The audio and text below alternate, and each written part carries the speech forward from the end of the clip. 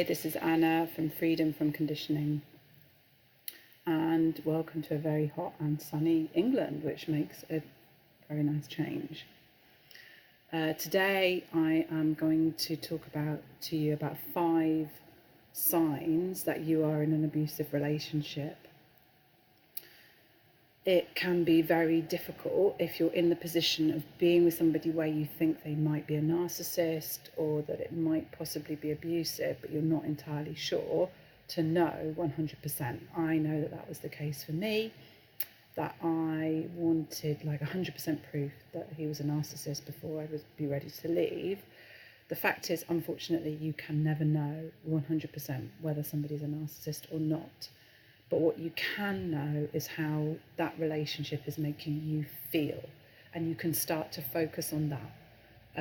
And those things can give you the clues about what you need to actually do and what is healthy and what isn't healthy. One of the dangers, and I'm going to go into the 5 signs in a second, but one of the dangers and one of the things that can keep you stuck in an abusive relationship is that thing that people say, that relationships are hard work, or relationships are difficult. And these sayings are true. All relationships are hard work and they're difficult, but a healthy, intimate relationship is hard work in terms of it requires compromise, it requires discussion, it requires at times arguments possibly, and figuring stuff out. The things that I'm going to talk about today, the 5 things that you might be experiencing, if you're experiencing these things, this is not a sign of a healthy, difficult relationship. It's a sign of an unhealthy, difficult relationship, an abusive relationship. These things do not generally occur in healthy relationships, or if they do, it'll be very fleeting. If you're experiencing any of the following things that I'm going to talk about to any degree, that's a pretty good sign that you're in an abusive relationship. It doesn't have to be, oh, you've got to be experiencing all 5. If you're experiencing just one of them pretty regularly, there's a sign for you, that's something for you to really consider, because these are not things that happen in healthy relationships as a rule. And it's about regularity, obviously, as well, if you're feeling these things a lot. But to be honest, even if you're feeling some of these things just occasionally, that to me now is a pretty bad sign. It's a sign that something is very unhinged in the relationship and very unbalanced if you're experiencing even some of these things some of the time. So I'm going to go into it. These are the 5 things. I'll give you little experiences of my own that link with them, but really reflect into yourself, are these things occurring in your relationship or not? Okay, so number 1, you feel afraid of the other person. That doesn't have to mean that you are afraid of them physically, although it often might, but not all narcissistic relationships are physically violent. It can just mean that you're afraid of bringing something up with that person. You're afraid of how they're going to react. You're afraid that if you ask them something fairly simple, or you ask a favour of them, that they're going to either normally rage at you and or go into silent treatment, where they ignore you, they cut you out for periods of time. They won't just have a regular discussion with you, even if it's something they might disagree with, and in a healthy relationship you might have a discussion or even an argument, but you wouldn't feel fear about bringing these things up. You wouldn't feel fear about asking if your sister can come and visit. You wouldn't feel fear about wanting to suggest that you do something together but not knowing how to bring it up. So if you're feeling fear, afraid, or like you're walking on eggshells around this other person, i.e. you're always in this state of like at any point they might blow up at you, that's a pretty big sign that something is very unhealthy in your relationship. So that's number 1. Number 2, you find that you are moderating your behaviour to suit the other person. Now, this can come in many forms. It can include things like what you wear. If they're asking you or telling you that what you're wearing is inappropriate for some reason. It's either, I was often told that what I wore was too revealing, too sexual, but also that I was told that my clothing was too middle class for if we were going to an area of the city that was more working class, and I would be forced to change my trainers and all of this sort of stuff.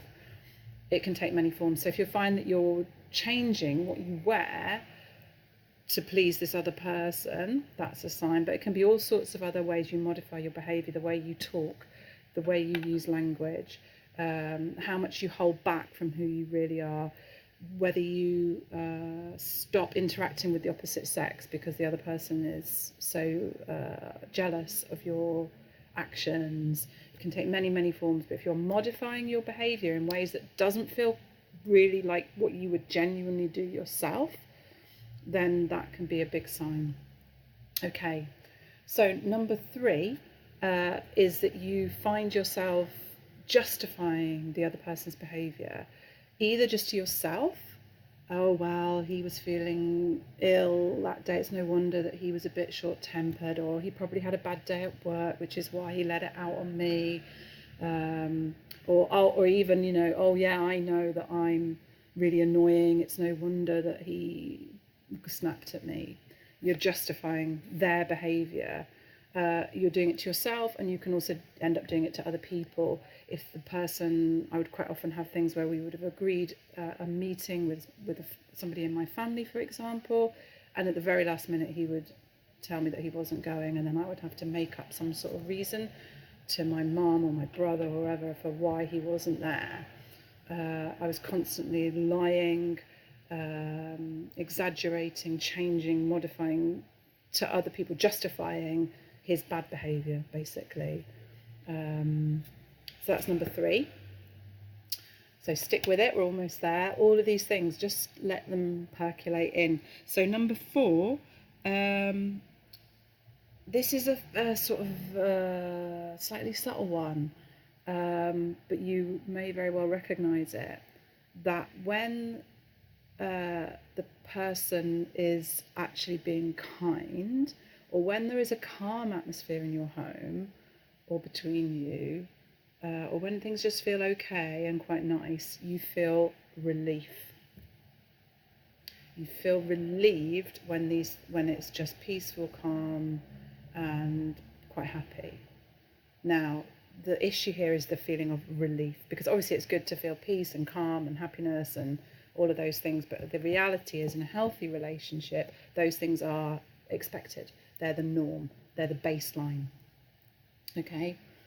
So if you're feeling relief when these things occur, that's a sign that something is severely out of balance, out of kilter in your relationship, because those are the basic requirements of human relationship, you know. And in a healthy relationship, that's what you will have as a baseline, and sometimes you might have a bit of conflict or an argument, or you shout at each other, but the base, the fundamentals of it is peace, calm, feeling just okay, and feeling safe. And maybe that's something that is working through all of these points, actually, is not, if you don't feel safe with that person on a deep soul level, safe, and again, I'm not necessarily talking about physically being unsafe, but if you don't feel safe and you don't get to feel to be yourself, that's a big, big sign that something is wrong. Because in a healthy relationship, you feel safe no matter what's happening, no matter whether you're having a fight or whatever, you know that everything's actually okay on a base level. So number 4, watch out for that one. You feel relief when things are just normal. I felt that a lot. I would feel that a lot. And then the 5th one is you wish that things were different. You spend time wishing that he would treat you differently, that she would treat you differently. You spend time just wishing that things were how they used to be at the beginning. And you also might spend quite a lot of time, as I did, wishing that you hadn't said that thing that provoked them. Wishing that you had mentioned this fact, this telephone call that was missed or whatever, that because you haven't said it to them, they are now raging at you and silent treating you because they're telling, you know, he would tell me that I had deliberately not told him this information when actually I'd just forgotten. So I used to spend a lot of time wishing, if only I hadn't have said that thing, if only I'd just have said that in time. You're wishing that things were different, but they're not different. And it's also like you're living in this sense of like, if only. It's a sort of, there's a word for it, it's like a fantasy way of thinking, because it's not real, it's not based on what's actually happening, and it's this sense that things could be perfect.